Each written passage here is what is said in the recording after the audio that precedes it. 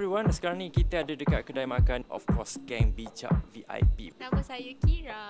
Why in the first place kan memilih Bijak tau? I baru nak masuk 2 tahun driving. How senang, and if anything happens ke, Bijak sentiasa ada.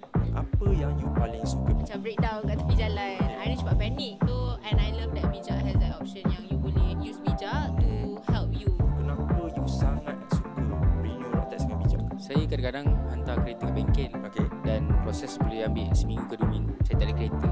Bijak boleh provide saya satu kereta yang saya boleh guna. So, let's Makan bersama Bijak VIP. jom.